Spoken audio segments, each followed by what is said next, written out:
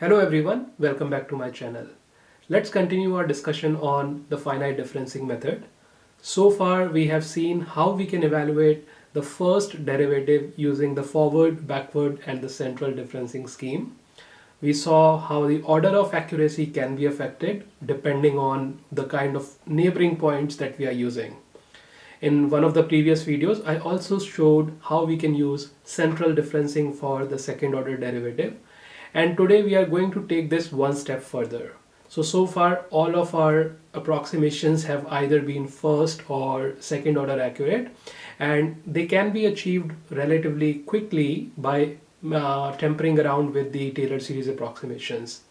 So especially in the cases where we want to achieve more accuracy, or what is called as higher order accurate schemes, we need to include more points in our stencil. So today will be a demonstration of how we can obtain what is called as a fourth order accurate approximation to, I think it would be the first derivative of the problem. So this method is called as a technique for determining the undetermined coefficients. I will be using the example of first derivative using fourth order scheme, but the underlying concept remains the same if you want to evaluate any kind of derivative with any order accurate stencil. So this would be a demonstration of this method that is called as the method of undetermined coefficients. We will try to determine them. So please stay tuned till the end to understand this concept. So let's begin with again the Taylor series approximation. So just like previously, if I want to write an approximation for a point that is lying forward in space, so I'm calling this as f of x naught plus h. So this is given as f of x naught plus h times the first derivative plus h square over 2 factorial times the second derivative plus h cube over 3 times the third derivative. And this time around I'm going to be writing one additional term, which is as 4 over 4 factorial times the fourth derivative, and so on. Similarly, this can be very easily modified for getting the approximation for the other points. I'm just going to make a copy of it, put the copy here, and I'm going to be replacing the f of x naught plus h with simply a negative sign. So if I change, I'm just using a different color here so that it's easier to understand the changes. So if I put a minus here, this minus would be propagated into the second term on the right hand side. The third term, which is this term, this will remain as it is. The next term will be changed. And of course, the fourth derivative term will remain the same. But just for the sake of continuity, I'll change this plus sign to a negative sign as well, so that you can understand what's going on. So these are for the two immediate neighbor points on either side. And when we want to achieve higher order accurate schemes, we generally need more neighbors. So rather than 2, now we'll be shifting to 4 neighbors. And again, we'll be writing the Taylor series formulation for them now.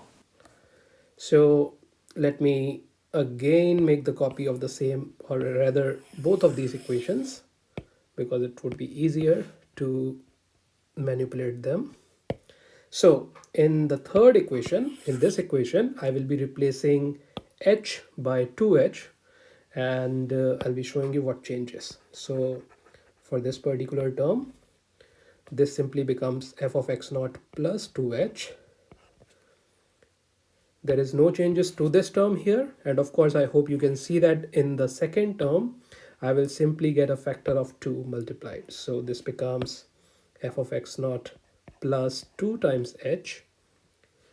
The term with the second derivative has h square, so it ultimately becomes 4 times h square. And similarly, the third term becomes 8 times h cube, and the term with the fourth derivative gets 16 as the coefficient. Of course, you can simplify these further, but I'm just not doing it here so that the formal equation remains similar. And similarly, for the last equation, I'll be changing again h with 2h. So this term over here, it becomes f of x naught minus 2h. And similar to the previous equation, I will get some modification here. We get an addition of 4 in the third term and 8 in the fourth, and similarly 16 goes here. So now we have four equations corresponding to four distinct neighbors. And now we can ask ourselves the question, if I want to get, for example, the first derivative using these four equations, and if I want to include all these 4 points, because only if you include more points in your stencil, then only the order of accuracy can be improved.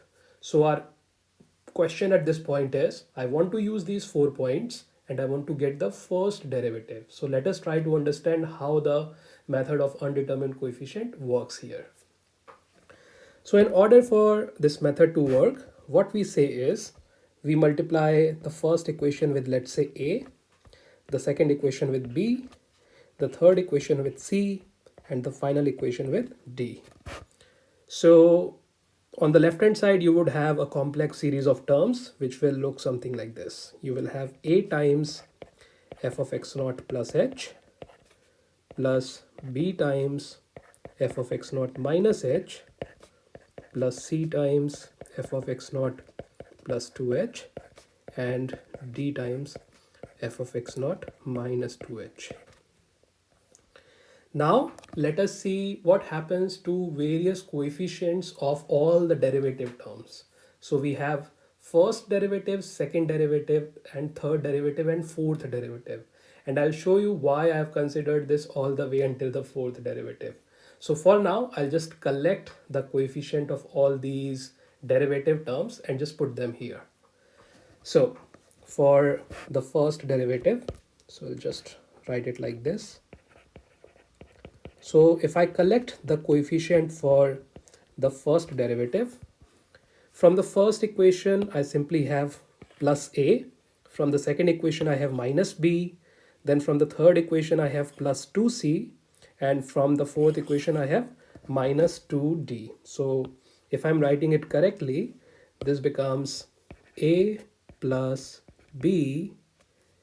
No, it's a minus b. So it's a minus b plus 2c minus 2d. I do the same process for now the second derivative.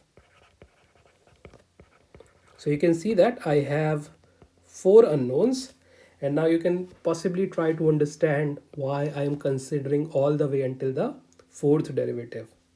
So for the second derivative, now I have on the first equation, the coefficient will be a over 2 factorial. For the second one, I have b over 2 factorial, then 4 times 4 divided by 2 factorial, and again 4 divided by 2 factorial. Notice that I'm not including these h and h square because that would be very shortly clear as to why that's happening. So right now I'm only interested in the coefficients that I'm multiplying it with. So we are starting with a over 2 plus b over 2.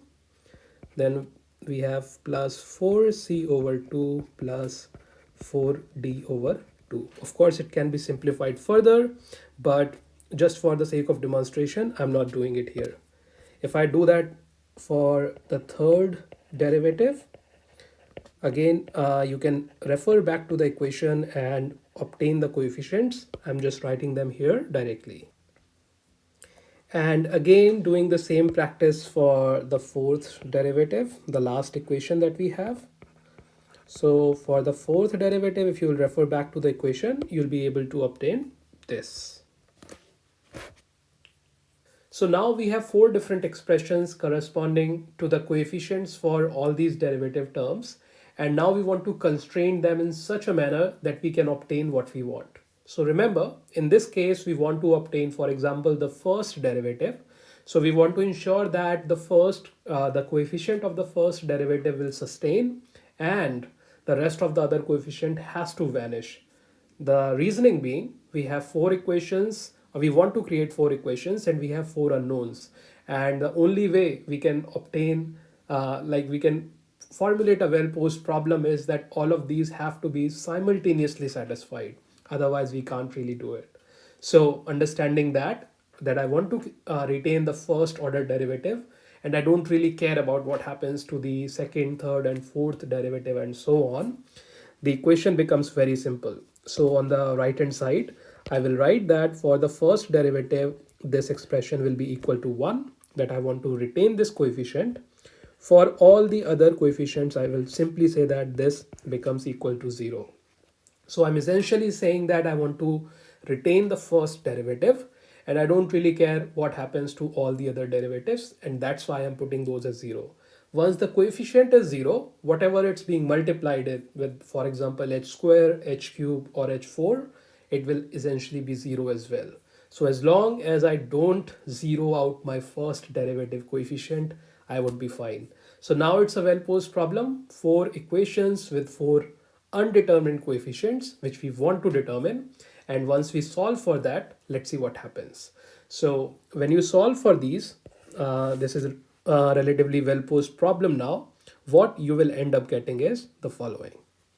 So you will see that these coefficients have a very nice symmetric nature. The coefficients a and b, which are for the immediate neighboring points, have the coefficients 8 by 12 and minus 8 by 12, which is the magnitude wise same, but just with a negative sign. And similarly with the neighboring points c and d, which corresponded to x0 plus 2h and x0 minus 2h, which is basically like the second neighbor. So it has the contribution that is about 8 times smaller than the 2 points. So basically what is happening is, if I want to draw my stencil this time, so let's say this is my 1D system and this is my x0 point here in the center. So the x0 plus h is the first neighbor, x0 minus h is plus 2h is the second neighbor, assuming that h is positive. So we have x0 minus h here and we have x0 minus 2h on this side. So it's telling me that the immediate neighbors have a more influence, as suggested by a higher value of those coefficients that we were multiplying it, and the other two parameters or other 2 points that were somewhat away, they have a weaker influence. And if I now substitute these coefficients in the original equation, so we have these set of equations and now we are trying to substitute and see what happens. So on the left hand side, if I put on these, so you will see that, so I'll just put this screen like this. So we got 8 times f of x0 plus h minus 8 times f of x0 minus h, then c is negative f of x0 plus 2h plus f of x0 minus 2h, and this entire thing would be divided by 12. This is my left hand side. On the right hand side, the first term, you will see that for the first term we simply have f of x0, so the coefficient will all be added up, so it will become f of x0 times a plus b plus c plus d, and if you look at a plus b plus c plus d, that will be 0, so we will not have any contribution from f of x0. And the first term that we will get on the right hand side would be from the first derivative. And recall, for the first derivative, the coefficient adds up to 1. So what we'll end up getting is simply h times f of x0 first derivative. And now there would be these 3 terms which, because of the way we have enforced the coefficient, would simply vanish because the contribution that would be coming from the coefficient would be 0. And the first term on the truncation, if I want to truncate the series here, the first term, so I'll just write it in the form of order of first term being h raised to power 5. I hope you would agree with me that if I'm truncating my series here, then the first term will have h raised to power 5 over 5 factorial. So I'm ignoring all the coefficients, I'm just retaining my grid spacing, which is h raised to power 5. So if I want to convert this into an expression for, again, so we want to obtain this first order derivative. I'm not interested in the multiplication of this. So my first order derivative f of f prime x naught, it simply becomes 8 times f of x naught plus h minus 8 times f of x naught minus h, and this whole thing will be divided by 12 times h, where h is the grid spacing. And notice that since we are dividing this entire equation by h, the first term in the truncation series will now be somewhat reduced. So the term will become order of h raised to power 4. And since this is my final expression, I can say that since this is power 4, so it implies that this is my fourth order accurate scheme. So this is how you can obtain any kind of order of accuracy, given that you need to solve more number of equations if you want to go even higher. So this method is called method of undetermined coefficient, and the expression that we derived was for the first order approximation using central differencing. The reason why we are still in the central differencing is because we are considering points on both the sides of our reference point. You can apply the same method. You can take x naught plus h, x naught plus 2h, and x naught plus 3h. So only in one direction, and you can find higher order approximations to first and second derivatives using, for example, forward or backward differencing. So this is something you can try. I hope the concept that I wanted to convey was somewhat clearer. This can be applicable to other techniques as well. So give it a shot if you want to try and derive other differencing schemes using this, and I hope that this would be somewhat useful. So in the next video, we will talk about all this order of accuracy stuff, like what exactly it is doing and how can we be so sure that if I'm saying that this is fourth order accurate just on the basis of what is the power of h in the truncation term, is it really true? So in the next video, I'll try to show you quantitatively, not just on paper, but using some actual problems. So I hope you look forward for that, and I'll see you in the next one. Bye bye.